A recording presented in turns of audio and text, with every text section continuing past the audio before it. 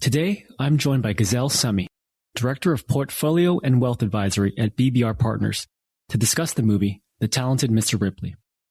Against the backdrop of fictional Mongibello and 1950s Riviera Chic, Gazelle and I discuss some proactive steps that can be taken to protect, help, and educate trust beneficiaries. Should Dickie be permitted to serve as trustee of his own trust? Should Tom have kept Dickie's rings? We explore these questions and more. And as Marge Sherwood would say, why do I think there's never been a Ripley rainy day? Welcome to The Verdict, Estate Planning Through Film, brought to you by the Private Client Group at Farella, Braun & Martel. I'm Hans Young, a family wealth partner at Farella. Through this podcast, my guests and I will provide an entertaining look at family wealth and estate planning topics through well-known Hollywood movies. Each episode will focus on a single movie as we discuss fun facts, review our favorite scenes, and engage in thought-provoking discussions of real-world legal issues. And lastly, do you agree with our verdict? Is the movie a guilty pleasure or just not guilty? Again, welcome to The Verdict, Estate Planning Through Film.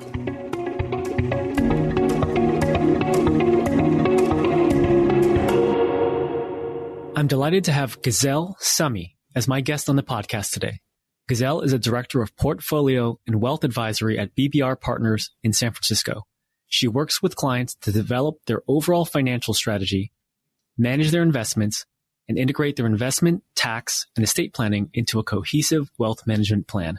Gazelle, welcome to the podcast. Thanks, Hans. Happy to be here. I'm excited for our discussion today because this is a movie that you and I both really love and appreciate. So many great, just classic performances. As I was rewatching it, it provides us with the perfect backdrop to discuss some common issues that we face with a lot of our high net worth and ultra high net worth clients.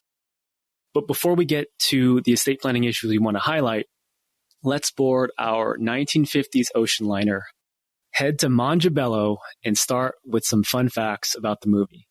So the movie released on December 25th, apparently Christmas Day, 1999, which is hard to believe, boasted one of the most talented casts of the late 90s. Matt Damon and Gwyneth Paltrow had already won Academy Awards. Cate Blanchett and Philip Seymour Hoffman would later go on to win them. The movie really launched Jude Law to worldwide fame. The movie was a box office success, grossing $138 million worldwide on a budget of just $40 million. It is based on the 1955 novel by Patricia Highsmith and was directed by Anthony Minghella, who also directed The English Patient, I think, which won 9 Oscars, including Best Director. I didn't actually see this movie in the theaters. I was thinking back. I think I watched it on DVD, which of course dates me to a degree. I immediately loved it. And remember asking myself, why isn't Jude Law a huge star? Because he did so well. Everyone did well in this, but he at the time stood out because at least I kind of knew some of the other actors. Clearly, Hollywood asked that question as well because he immediately starred in Enemy at the Gates and AI, both in 2001, just shortly after this movie released. Do you remember when you watched this movie for the first time, and why is it one of your favorite movies? I think I watched it for the first time in high school. It must have been via DVD. I can't remember if, we rented it through one of those Blockbuster videos, or maybe it was Netflix at the time, around 1999. But I agree. I just absolutely love this film. It's probably one of my favorite films of all time. Like you said, an amazing cast of late 90s actors. The sets, filmed in Italy and the south of France are just so beautifully captured. Mm-hmm. And I really think that this movie does such a great job of capturing the carefree joie de vivre of youth and European travel, but then juxtaposing it against a very macabre and dark plot. It starts out so idyllic and then sort of quietly evolves into something very unsettling. Yeah. No, it's the scenery. It just makes you want to get on a plane and just go straight to Italy and just live Dickie's lifestyle. A couple other fun facts here. Sadly, Mongibello is not a real place. It's a fictional town created for the novel, which is, of course, what the movie's based on.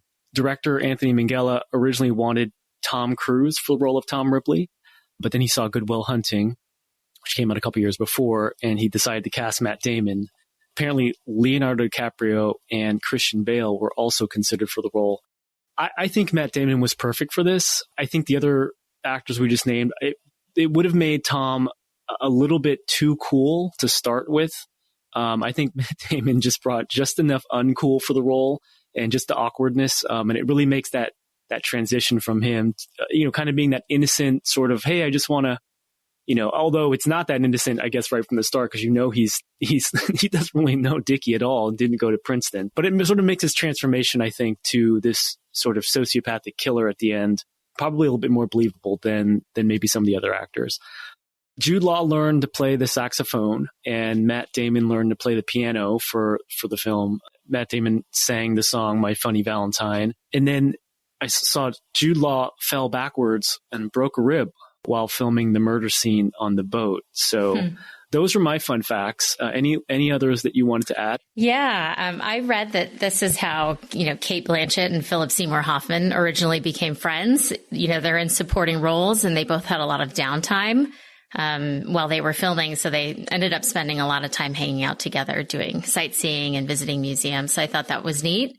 And then I listened to a more recent interview with Jude Law of him reflecting on, the film. And he admitted he didn't appreciate how lucky the cast and the crew were at the time to be filming on site in Italy. I think he realized after the fact that not all film sets are that beautiful, and you really don't get to do a lot of on location filming nowadays. So I thought that was neat too.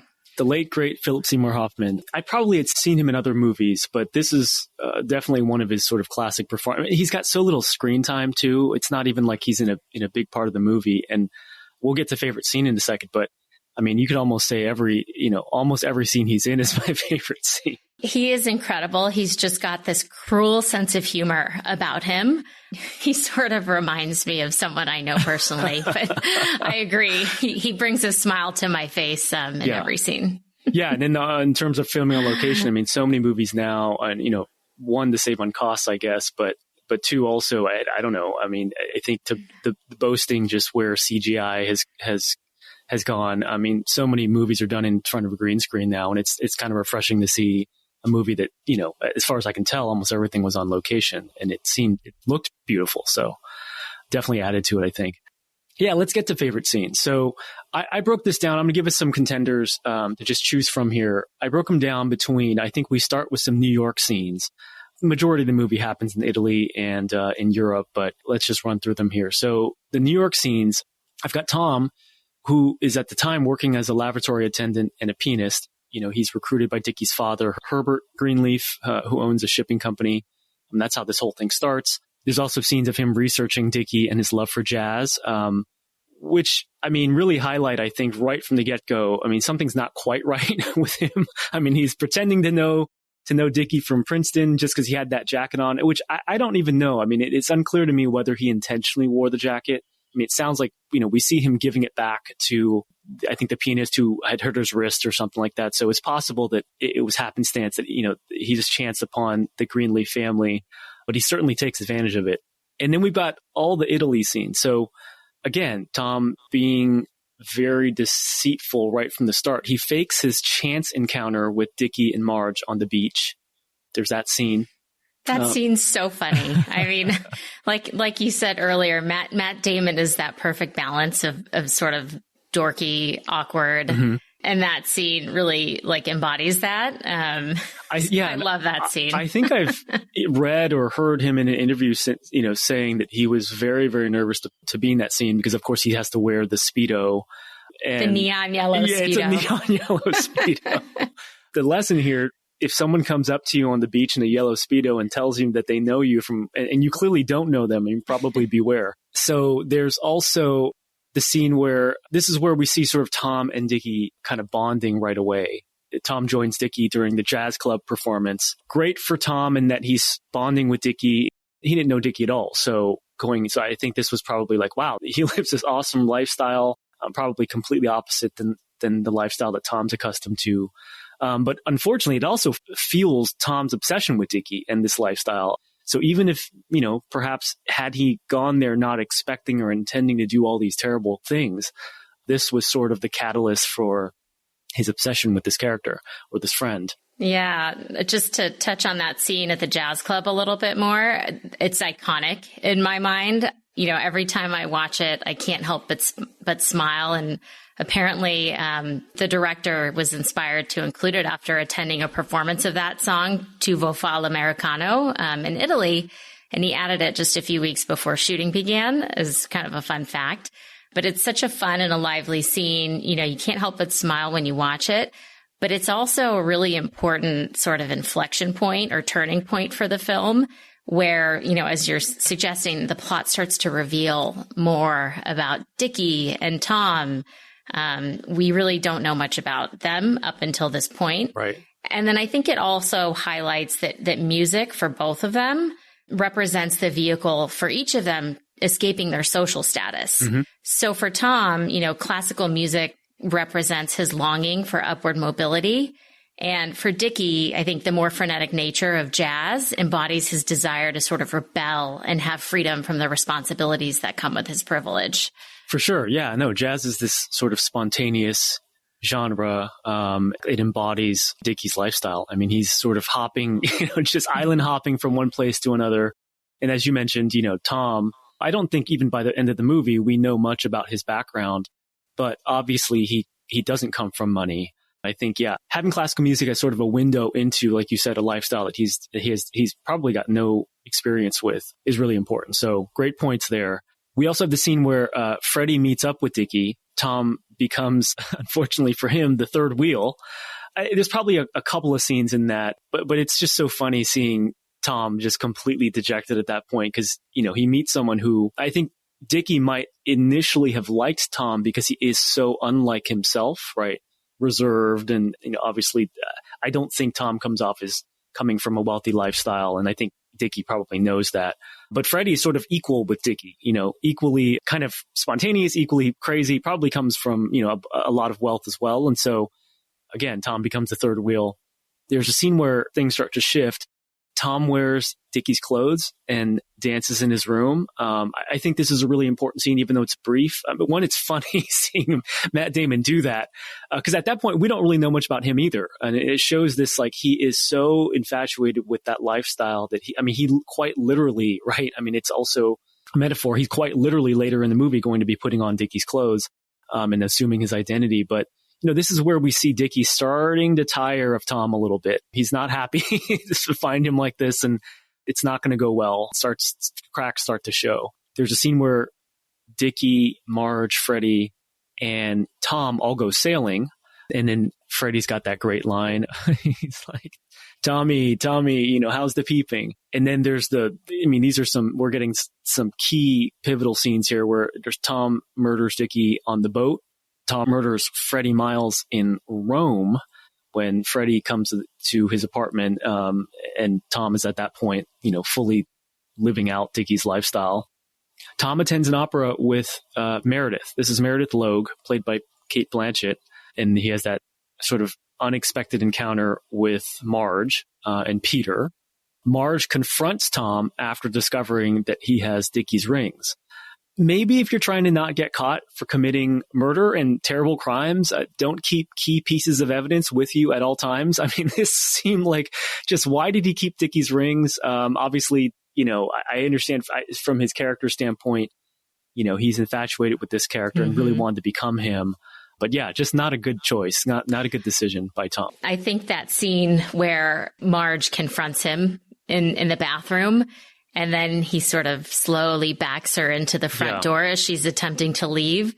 It's so intense. And it really just has you on the edge of your seat, you know, kind of wondering, is this going to come to a head? Is there going to be another murder? I think, had Peter not interrupted and arrived, I think he would have murdered. I think he would have murdered Marge there. I think so too. He had the razor blade to the point, and he was obviously, you know, he gripped it so tightly that his hand was cut and he was bleeding through his robe. So yeah, I think it's probably safe to say something would have happened to Marge there. So, and then there's the finale on the ocean liner to Greece where, you know, it seems like Tom may have gotten away with all these terrible crimes, but then of course he ends up deciding to murder Peter because Peter catches him with Meredith and sees them kissing and is like, wait, what's going on here? And Tom just making a lot of just rash, really bad decisions one after another. I feel like he probably could have talked Peter down a little bit, maybe done something a little bit more crafty. I think just gut reaction of killing him was probably not a good idea. I can't imagine him not getting caught after this if the movie had continued, you know? Agreed. But it made for sort of a shocking ending. Yes. So obviously we went through a lot of scenes, but of those, any one of those stands out as your favorite? I think the two, you know, that you touched on, the jazz scene, that is definitely my favorite. Whenever I think of this movie, I think of that scene, and it makes me, you know, just love it and want to watch it again. And then also the scene where Tom is sort of confronting Marge and slowly, you know, backing her into the front door. She's accusing him of murdering Dickie. I think that just has such a intense, such a high level of intensity to it. It's what makes the movie suspenseful. Yeah. Yeah. No, those are great scenes. I could choose any one of these. I think I'll go with the scene where Tom murders Freddie. You know, a tragic scene and also high intensity, but Freddie's just so good. It's mostly before he gets killed when he's confronting Tom. And I think Freddie's he's a smart guy. I think he's putting it together that something's off. I don't know that he would have assumed that Tom had murdered Dickie at this point, but I think he knows something's off. And just, he's going around the apartment and it's clearly not Dickie's style. And he's just insulting the decorations, just the whole thing. So I'll pick that one, but yeah, I could have gone with any one of these. And I think my runner-up is Tom wearing Dickie's clothes and dancing. I think that's just just so funny. Well, let's move to our estate planning opportunities category. You know, we could have gone a number of different directions with this movie, but because a central part of what we do when we counsel and assist our high and ultra high net worth clients involves trusts, I wanted to highlight common client concerns regarding trust beneficiaries, who are typically the children or descendants of our clients. I think this movie and its characters are perfect because it illustrates some of our client concerns. And I think also offers us different types of beneficiaries.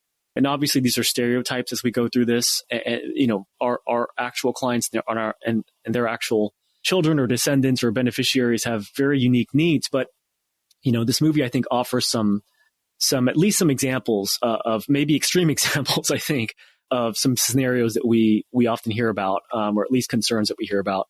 So to start, we know the Greenleaf family is wealthy because Herbert, Dickie's father, runs a large shipping company.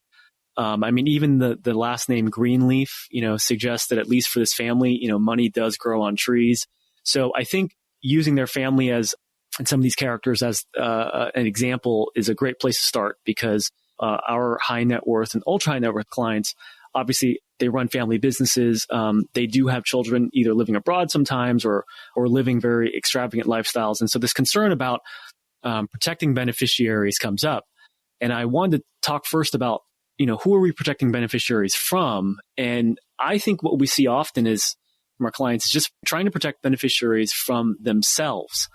And here I wanted to focus on Dickie's character, to some degree, Freddie as well, but we don't know a whole lot about Freddie, and he's really just in a few scenes. So I think we'll mostly talk about Dickie here. But Dickie kind of represents, I think, most parents' worst nightmare, in that he's living this extravagant lifestyle, no obvious objective in life other than pleasure, hanging out with friends. A little bit about his character that we find out, I think, is he's an only child. We know he doesn't want to return to New York to his father's shipyard. And that's, you know, he doesn't want anything to do with the family business, basically. We've seen that in probably various forms before with our clients. He says he'll never take over his father's company, which is something I think from, you know, we won't focus too much on Herbert today, but I think from Herbert's perspective, he probably should get that message and do some succession planning and do some planning of his own, taking into account that reality rather than trying to force Dickie into this role.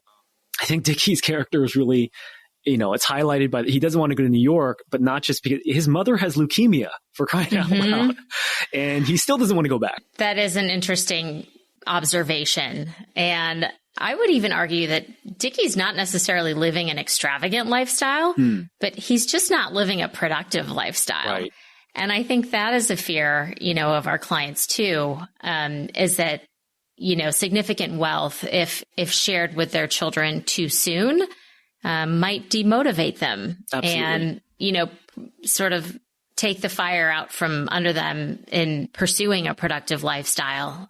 Yeah. And we're going to talk about a productive lifestyle a little bit more through another character. But yeah, that's absolutely right. In fact, Herbert says that Dickie's off, quote, spending his allowance, unquote. He's got a sailboat. I mean, it's not a big boat, so maybe unsure how he has that at the start. It's named Bird after his love for jazz and a jazz performer. He goes on ski trips to Cortina. We know he had an expensive Ivy League education. He went to Princeton. Doesn't appear to have taken his studies seriously, though. I think Tom on the beach is pretending that he went to Princeton as well. He says Princeton was a fog, Dickie says. Dickie says about himself, he can't spell, write, or type well. He says it's the privilege of a first-class education. And, that's a key point, too, because it's because that Dickie doesn't write his own letters in his own handwriting. It makes it all the more easy. And I think if Tom wasn't planning this from the start, I think the ideas and the gears in his head started to turn at that point, because he realizes he can literally forge letters just by learning Dickie's signature rather than needing to learn his entire handwriting style. So just a plot point there. Dickie also has a relationship with Silvana, right? So who we discover after she tragically drowns herself, that she was pregnant with Dickie's child. Apparently she went to Dickie for help. He said no. But I think the qualities that he has in terms of potential productivity, right? He does play the saxophone. He appreciates jazz, the arts, I guess this could represent. He doesn't hold a formal job or vocation that we can see from the movie. I think there is something there. And again, we'll kind of get more into the details of, what defines or how a client would want to define a productive lifestyle for a beneficiary. But I think Dickie's got some things there. I mean, we know that towards the end there, if he's to be believed, he and Marge were supposed to be married. I think Herbert says at some point they want grandchildren. Doesn't every grandparent deserve a grandchild? So it's unclear. Obviously, we never find out. Dickie unfortunately makes decisions. He allows Tom into his life, and tragically his life is ended prematurely. But I think he sort of represents for me, I think, again, in an extreme way, all the things that a lot of our clients are most concerned about when they think about a trust and, making trust distributions. And as you said, maybe releasing trust funds, or even the idea of the trust or the existence of a trust earlier than maybe they should. Any other comments about Dickie? I think we'll get to some potential steps that clients can take because they have these concerns. But I think he's a pretty good representation of sort of that trust beneficiary that many parents just say, wow, I can't imagine giving them more money or letting them have full discretion over their trust because of what they might do. Yeah, I think Dickie's character is sort of inherently trusting, maybe, of other people too, just in how, he sort of takes Tom up on his friendship out of the blue. Yeah. And I think that's something that, maybe clients or their children, can sometimes be wary of if they have money, is standing out and sort of becoming a target. Yeah. Continuing on this idea of protecting beneficiaries from themselves, Dickie's this extreme example of sort of the list of things you would prefer, I think, probably beneficiaries, don't do. I want to also focus on Meredith Logue's character. So this is Cate Blanchett. We actually don't know much about her, but the little bits we do know, I think it actually helps our discussion. She kind of just shows up, seemingly like with no agenda. Obviously she's there to move the plot points along. But I don't think her character actually existed in the book. I think she was written into the movie, and I think it seems pretty clear she was just there to kind of move the movie along. And of course, Tom's knowing her, leads to Peter's death, and maybe that's why they insert it there. But she's sort of, I don't know. I would say she's nothing. Doesn't appear to be doing anything destructive to others or to herself. But to something you said already, just appears sort of maybe unmotivated towards life. I mean, she does have a dialogue with Tom at one point, says, she's just, I think it was something to the effect of she's bored and it's hard meeting people. And it's so great that she meets other people because she thinks he's Dickie at that point. And I think her she's the heiress to I think it was a textile business. So I think she found comfort in meeting someone else, another heir to a lot of wealth.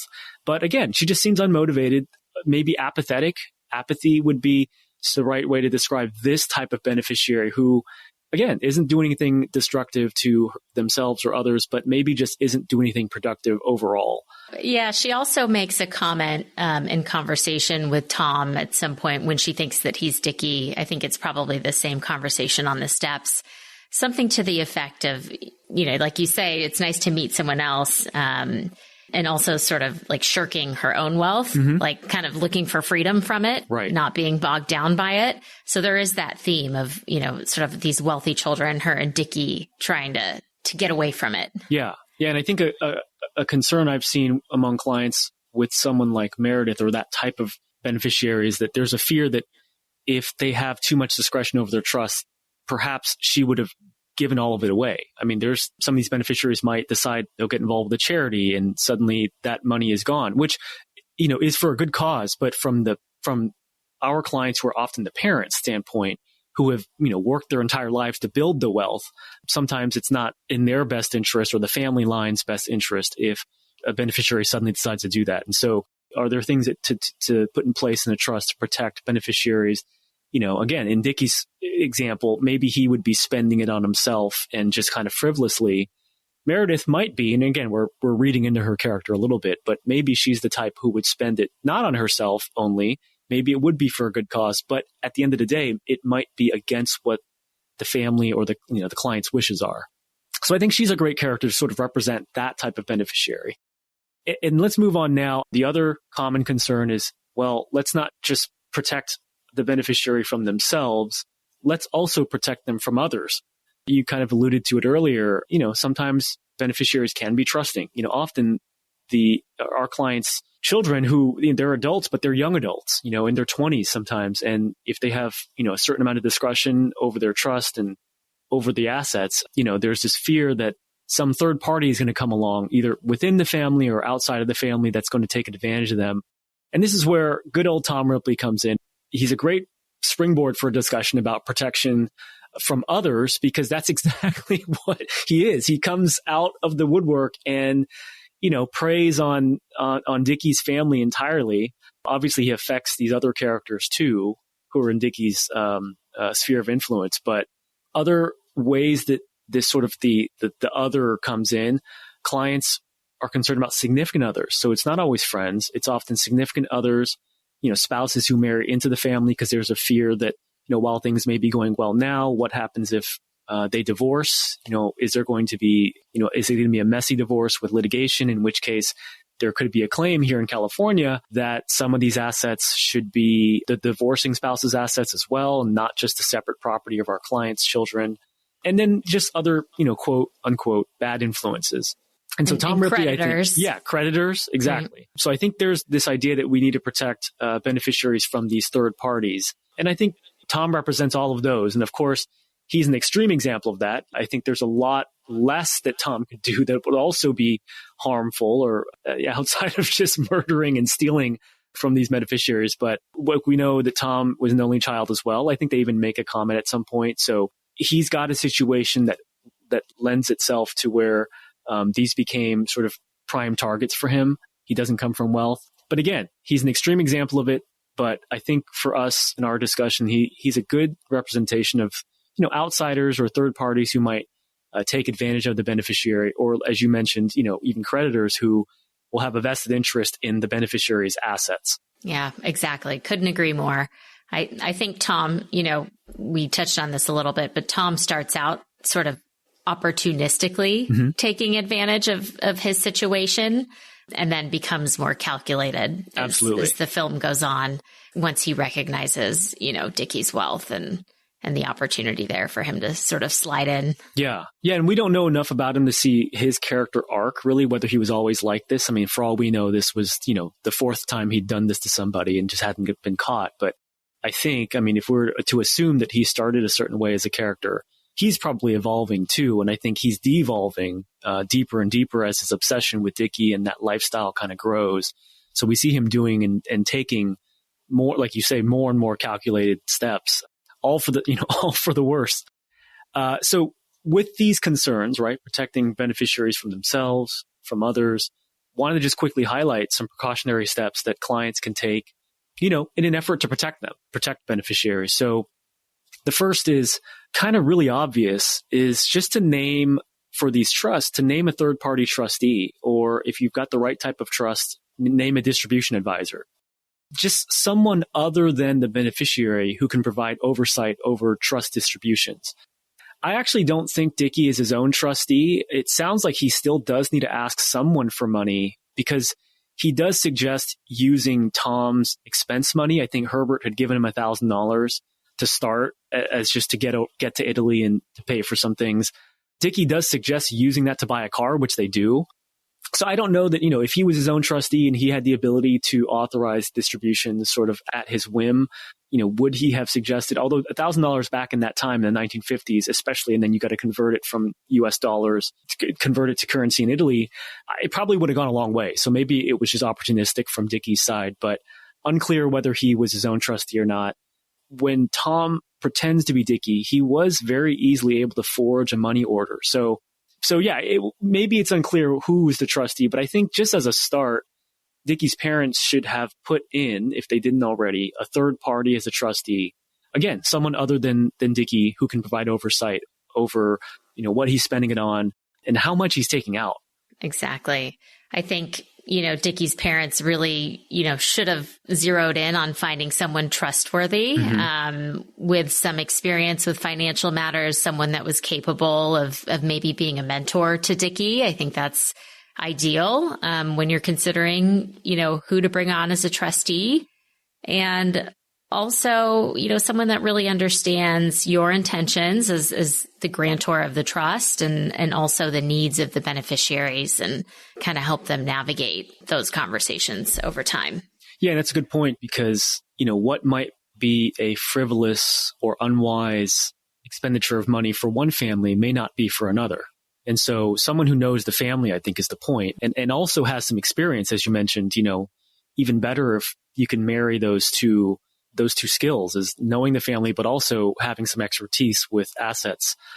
Herbert does have the right idea. I mean, we know Dickie's mother has leukemia, so I think she's off the hook for whatever decisions were made here. But one other aspect, in addition to having someone who knows the family, has expertise, another aspect of naming a third party that I often tell my clients is, if the answer is no to a requested trust distribution, and that's not always just the question is, can I get more money from the trust? But the bottom line is, if the answer from the parent to the beneficiary is no, or an answer that the beneficiary would not like or appreciate, it sometimes helps the beneficiary to receive that message from a third party, someone other than their own parents. We've all known, and maybe it's been us, who have taken actions just because parents have said to do something, we do the opposite, or not to do something and we do the opposite. So I think it sometimes helps just to have an objective third party in that equation so that Herbert himself, who Dickie clearly kind of despises, doesn't have to hear from directly.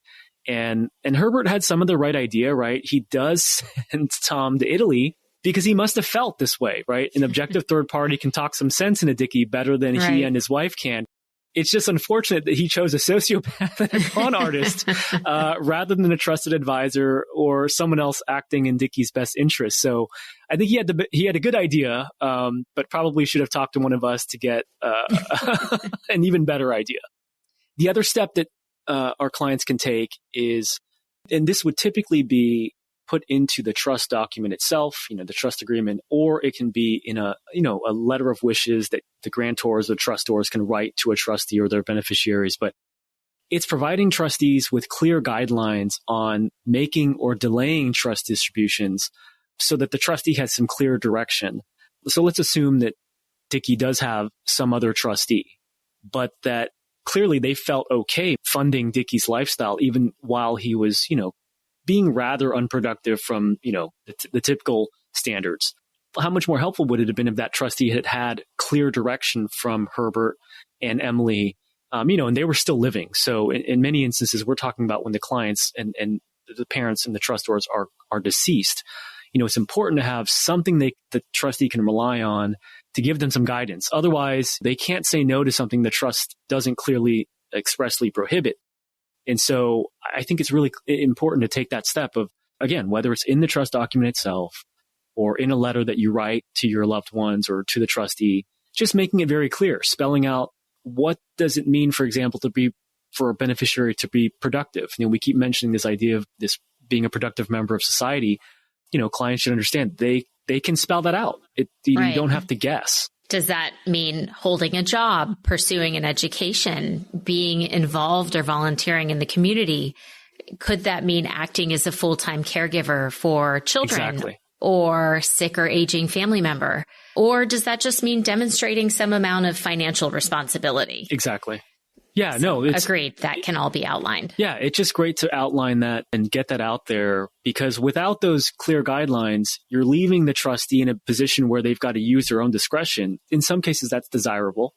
You're setting them up for success, right? There's going to be this relationship between the trustee and the beneficiary long after, parents are deceased and they're gone.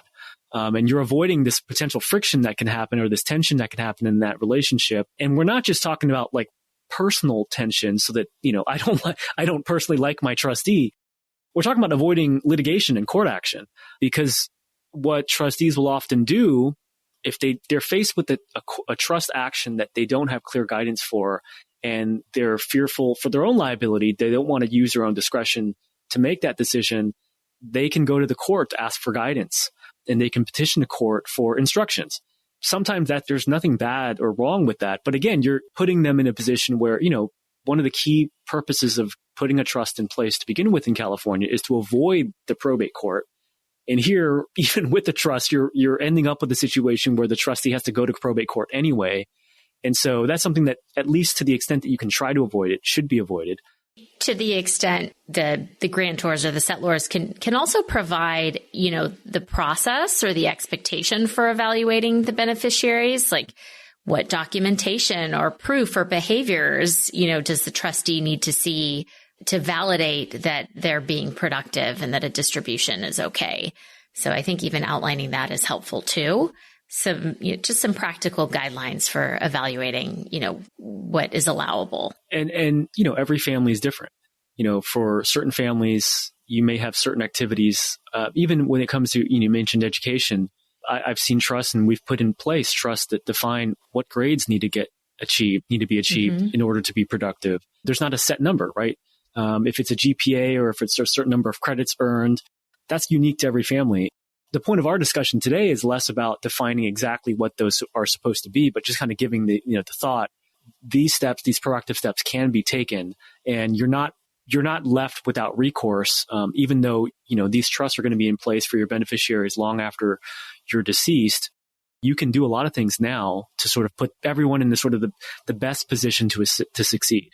I just wanted to also point out the other sort of terrible scenario that, we often see is beneficiaries who then, because there's not clear guidance, or maybe there is, but they don't like the answer, it's important to realize that beneficiaries can take the trustee to court and sue for a number of different causes of action.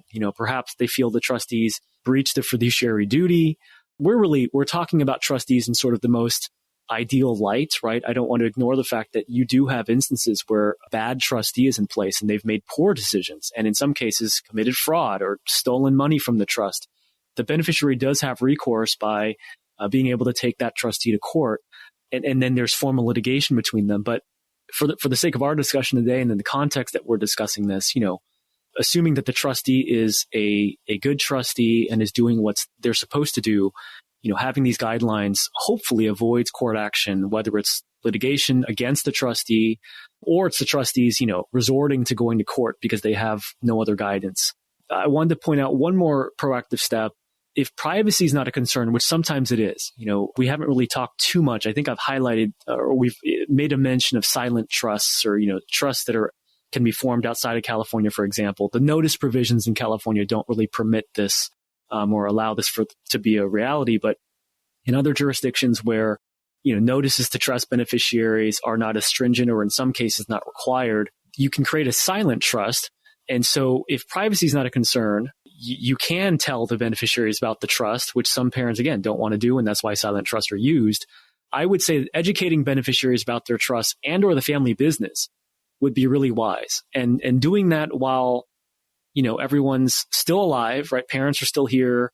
They can involve them in meetings with their professional advisors. Something that I often suggest my clients do with their adult children is maybe an easy way to kind of walk them into this process is just have them join a meeting or two.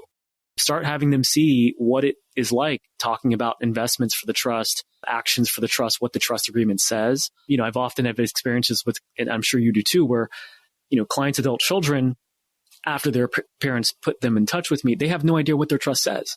If suddenly parents are gone because they've died, imagine how hard of a transition it's going to be for a beneficiary who maybe just discovered that they have this trust with all these assets in it, much less navigating all those complexities, hiring the right people to have assets invested and managed and making all these distribution decisions. I mean, there's a lot that's on that beneficiary that you're expecting them to learn and do. They will have to learn and do it at some point, or at least hire the right people to do it. But how much better if they could kind of get an advanced look at those issues while everyone's alive and well, and presumably getting along. Everyone's fine. Right. I think that's such a great point. Building comfort and educating the beneficiaries along the way can really lead to sort of the best long-term outcome, because the trust assets are there, to really support them in their endeavors in life. I've seen instances where beneficiaries similarly, don't understand how the trust works or what it can be used for. And, granted, they have professional advisors to help them with that. But just having a basic understanding of what it's there for and how it can support them can really, open it up as a tool for positive things in a beneficiary's life. And I think even having the beneficiary understand and meet some of these other professional advisors is important, because I've often seen it's overwhelming because they didn't realize it was all kept in this sort of black box for them because they were, for whatever reason, believed not to be mature enough to handle, or maybe parents were busy building the business and didn't involve them. But they just don't understand how many other people are involved and helped, their parents, operate all of these things. And so now all of a sudden they think it's all falling on them. It's important for them to know who some of the key advisors are. Agreed. And I think that education can be done without necessarily having to reveal the total dollars held in the trust. You can educate them on the qualities of the trust and the purpose and the family values and what it's to be used for and sort of the reason behind all of it without necessarily having to show them all the numbers on a page. Yeah. I made the point earlier about having this objective third party, but I always encourage clients to use their advisors as that buffer between them, again, if they need it, between them and their children or descendants, to have the tougher conversations. Because this education process can seem daunting, right? Clients themselves often, the trust and the issues and the tax issues that you and I face are difficult and complex. I think it's important for clients to understand they don't have to understand everything, so then they can turn around and educate their children or the beneficiaries. They can really leverage their advisors to have these conversations. And so, yeah, I think educating beneficiaries, again, this assumes that privacy is not a concern, that revealing, even if it's not certainly not the full extent of the assets, but even revealing the trust itself and that there are assets, assuming that's a reality and that's practical, then I think the education component is really, really key. And for our discussion today, it kind of rounds out these proactive steps that parents and clients can take if they have these concerns over their trust beneficiaries. I want to move on now to one more character. We've really talked about all these sort of negative scenarios, protecting beneficiaries from themselves, from others, but it ignores this sort of what probably we see more of in our day-to-day, which is that trusts, as you mentioned, are there to assist beneficiaries. And that often does happen. It's very common to see trusts and families with trusts that operate very smoothly. I don't want to leave that out and only focus on the negative, but how can trusts assist beneficiaries? One of the ways we mentioned is, just defining who a productive member of society is. And I think for me, I think Marge, her character, was probably the best representation of this. Is, she maybe has a an unwise relationship with Dickie because, he's off. I mean, he's cheating on her. He's just doesn't seem all that focused on her. He leaves her for a large part of the movie to hang out with Tom, who he just met. So, but other than that, she seems like a pretty grounded individual, seems like a good person. I think at one point she travels somewhere, and I think Tom, after he's already killed Dickie, shows up all of a sudden someplace where she's staying. I think she's writing a book. And so I think for me, I wanted to use her character to represent, the beneficiary who is being productive, who is checking off all the boxes that are either in the trust agreement or in their parents' minds about what a beneficiary is supposed to be doing with their lives. And here, trust assets should be able to be used and typically are able to be distributed to help fund. And we talked a little bit about health, education, maintenance support. That's a standard. We talked about this a little bit in a prior episode. I think it was the Hangover episode. But you can listen to that if you want maybe a little deeper dive on, what HEMS means. Call it HEMS for short. Someone like Marge probably could have trust assets distributed to her because, again, she's likely exhibiting all the qualities of a productive beneficiary. And so when we are looking at in this context of actually furthering a beneficiary's lifestyle or helping them, it's the other side of the coin on, we talked about keeping assets from beneficiaries and providing the trustee with clear guidelines to, lock the assets up in some cases. Here, there are some steps that can be taken, or at least one step I want to focus on today, which is that in addition to just having the trustee distribute for health, education, maintenance support, you can name an independent trustee. An independent trustee is someone who isn't the beneficiaries themselves, isn't related or subordinate to them or the parents as the grantors. This independent trustee, because again, they're deemed to be independent, objective, no vested interest in benefiting from these assets in any way, they can be often appointed to distribute assets even above and beyond HEMS for any purpose. And so in Marge's case, if let's say she is writing this book and she needs funds because she's taking 2 years off to go and finish this novel or whatever she's writing, if for some reason the trustee doesn't feel comfortable because this maybe goes beyond, in their minds, HEMS, there may be an ability to appoint an independent trustee who in the trust document would be permitted to distribute for any purpose.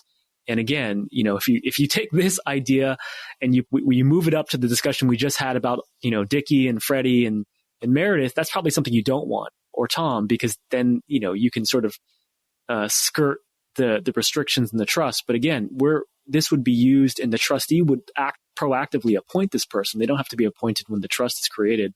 They can be appointed to go above and beyond HEMS because here you've got a good beneficiary who's, being productive and just needs, an extra, lifeline financially. Mm-hmm. And so Marge, I think she's a great representation of that. Any other comments on Marge? Yeah, no, I agree with your comments and think that, that putting in place a special distribution trustee and also just having that flexibility built into the trust document can allow, consideration for sort of one-off extraordinary requests like travel or internships or special projects that still, ultimately align with the beneficiary's long-term goals. Exactly.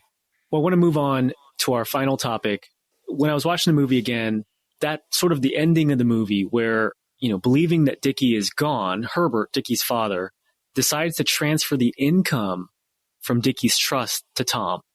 And this is a great segue to discuss the management of trust assets and investments briefly, because, with these trusts, and we're talking about, making distributions to beneficiaries and when the appropriate time to do so and who's got keys to it, and also guidelines for that trustee. A key component of trust is that the trustee's job, right, is to, and they have a duty under California law to not just maintain the assets of the trust, but to make them productive. And so I centered on this, that one kind of almost throwaway line that Tom is going to be set for his life because now he's getting this income from Dickie's trust. But I wanted to use that as a good segue to just talk about managing trust investments, making trust assets productive. Would you describe, your role at BBR and how you and your team might assist our, high and ultra high net worth clients with their financial and investment strategies and related planning, what would you say to Herbert if he came to you and said, hey, I've got this trust, I've got assets in it. What would you say to him? Sure. I think often our engagement with new clients begins with a need to understand what is the wealth for, and, who's it supposed to benefit, and what are this family's unique needs. So, working with the Greenleafs to understand that, then, we can begin to engage them with our investment advisory services. And, we're typically managing investments for families related entities like their revocable trusts, their IREV trusts, family limited partnerships, LLCs, their family offices or private trust company structures. And so we're not a trustee, but we are adept at helping them source a third party trustee and interacting with those trustees to create a really seamless experience to manage those assets for the beneficiaries of those entities. I would say that we take a very holistic approach to this. So not only are we building very customized asset allocations, selecting the managers for the portfolios, due diligencing those investments and monitoring them over time, we also want to help them integrate non-investment matters such as tax, trust and estate planning, cross-generational education, pre-sale business planning, and philanthropic strategies, to name a few. So really, helping them to simplify the complexity that typically comes with this level of wealth, and helping to do that in a way that's very customized to their unique situation. Yeah, no, that's great. And I think it's good to point out that your office and my office being different components of we represent different, spokes on the wheel that comprises, clients, professional advisors, and their team, on the legal side and on the financial side, that it's important for clients to have this set up and have quality advisors put in place that those advisors can act as one team and are all on the same page. Because how much more important or helpful would it be, as I'm planning for the Greenleafs, for example, if I know the overall family's investment strategy and what their overall objectives are, and then vice versa, right? It would be really important for you and your team to know if we're setting up, trusts and which may have different purposes and different beneficiaries, and rather than we've got this plan, but it's not closely coincided and tied in with your financial strategy. So really, really important for clients to consider that. Well, let's get finally to our verdict. Is this movie guilty, meaning a guilty pleasure, or not guilty? If it's guilty, you enjoyed the movie but feel guilty about it for any reason. If it's not guilty, you either disliked the movie or loved it, so it cannot possibly be a guilty pleasure. For me, very easy. It's not guilty. I don't think there's any way that this could be for me a guilty pleasure. I loved all the performances. I love, just like we mentioned earlier, especially the first part of the film before things sort of take a darker turn. Just that whole feel of, living this spontaneous life where you get to travel and eat good food and just enjoy Italy. So for me, not guilty at all. How about you? Don't get me wrong. I do love this movie, but for me, it is a guilty pleasure. Oh, you're going to zag on me. I would have never guessed that. Jude Law was hands down my high school celebrity crush. So for that reason, it's a guilty pleasure. And now I'm blushing. That's great. What we've learned today is that 1, trusts are a central component to any well-crafted estate plan. And there are proactive steps that can be taken to protect and help trust beneficiaries. As always, seek qualified legal, financial, and tax advisors who can assist.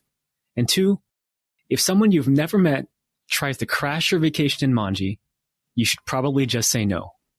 Gazelle, thanks again for joining me. I had a great time revisiting one of my favorite movies, and hope you did as well.